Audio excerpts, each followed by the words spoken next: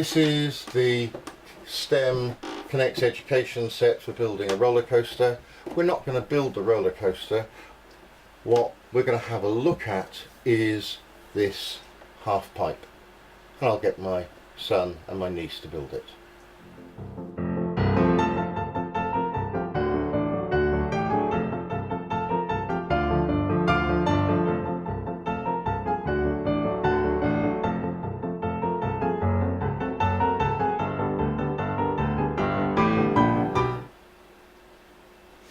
Here we have the cart on the track already set up. What I'm going to do is I'm going to move the cart up to the top of the track and I'm going to lock it in place.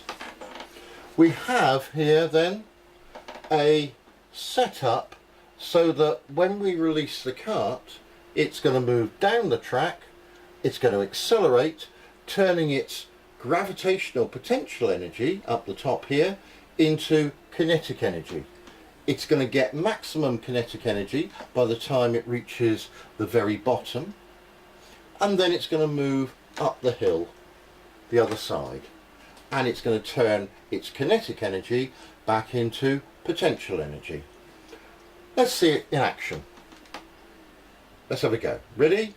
3, 2, 1, go.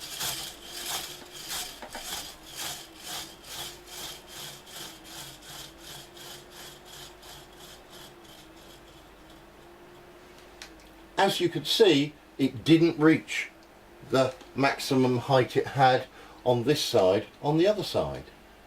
The energy was lost, and we heard that as sound. We also saw the track move, so that's giving us some idea of where the energy is lost. But we need to really measure this much more accurately. So how are we going to do this?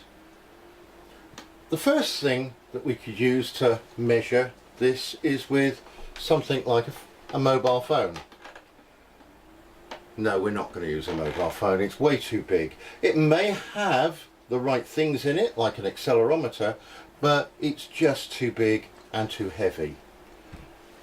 So we need something a little bit more practical to use. I have here something made by a company called McFaddin, and it's a small little sensor, and this little sensor only weighs a few grams, and we can attach this sensor using a piece of blue tack to the cart. It's probably going to double the cart's mass, but it's going to work quite well. So it's still working in the manner that we want it to. What I need to do now is to get this sensor to pass the information so we can record it, and we're going to do that on something like an iPad. So if I take my iPad, I can load the McFaddin app, and if I switch on the McFaddin, it's going to connect to the iPad and its software. So we're now ready to go. What can we record? The McFaddin is going to pass various different information. We can pass across acceleration, velocity, and various other things. Now what do we want? What do we need to collect? Well, we need to measure the height, because we're going to measure the gravitational potential energy. To do this, we need to measure what the height is that it's going to fall. So let's take a meter rule, and if I measure the height of the cart at the bottom, it's about 6 centimeters, and if I measure the cart at the top, it's about 56 centimeters, which is giving us a 50 centimeter drop. So this cart is going to drop some 50 centimeters, and we can calculate its mass and we can calculate its height, so we can work out its potential energy. As it falls, this is going to be turned into kinetic energy. Kinetic energy, half mv squared, means that we need to record the maximum velocity. This sensor can do that. It can also record the acceleration, and with various formulas in physics called SUVAT, we can work out one sort of information into another. I'm going to record the acceleration, and if I look at this, I can see that as I move my cart up and down, the red and the green are moving and not the blue. So I'm going to switch the blue off. The sensor has got a direction here, X. This is recording the forward and backward direction, and the Z is going to record the height.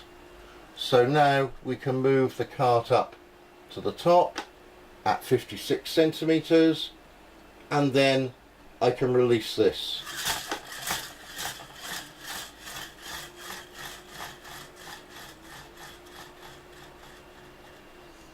And we can see the data. Well, we need to do one more thing to make this a little bit better. What we need to do is to actually record the data. So what I'm going to do is take the cart to the top, and I'm going to start recording the data. We're at 56, and I release.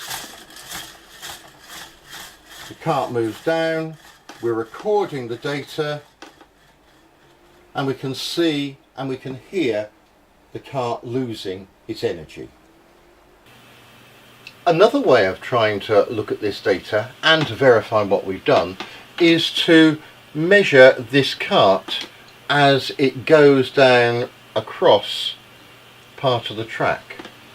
So if we measure a distance of this track from one point to another, here it's 5 centimeters, and then we take some high speed camera footage of this travelling across here. As you can see, it takes here 2 120ths of a second, which gives us then a 60th of a second to travel this distance of 5 centimeters, so we can do some maths.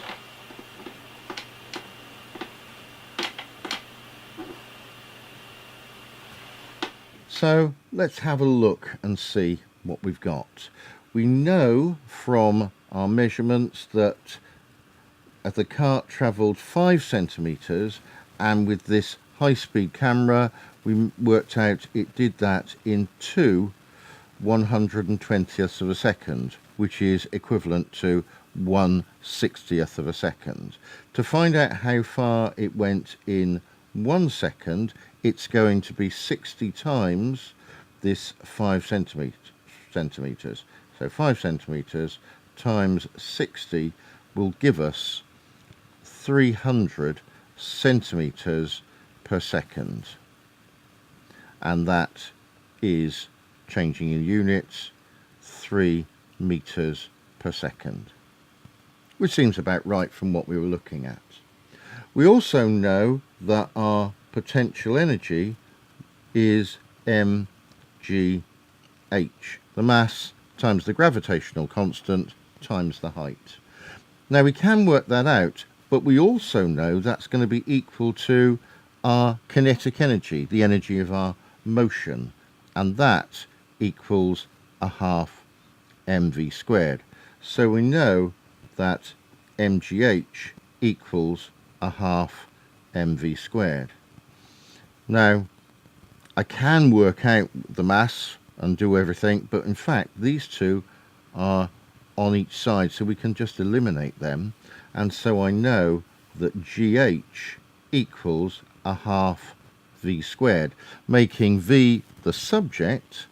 I can say that v squared equals, take the 2 over the other side, 2gh. Let's work out what that is. That is 2 times the force of gravity, which is about 10 meters per second, times the height, which we measured as half a meter. 2 times 0.5 is 1, so 1 times 10 gives me 10. So I now know that v squared equals 10, and if I square root the 10 to give me v, the square root of 10 is about 3 meters per second. And that ties in with what we found experimentally. So now we've completed the experiment, what can we gain from that? We've worked out the potential energy of the system. We've worked out how much energy is in the system. We've seen that when we get to the bottom, how much energy we have now of that potential energy, the gravitational potential energy, turned into kinetic energy. It's reached its maximum, but it doesn't reach the other side the same height because of the noise, the sound, energy that's being lost, by the friction, by some of the movement of the track. And now we've managed to quantify that. And that's what physics is about. Trying to quantify, and we can work out exactly how much energy is gained and lost. And we can actually then measure these with calculations and see if that works in practice as well. And that way we've justified our theory.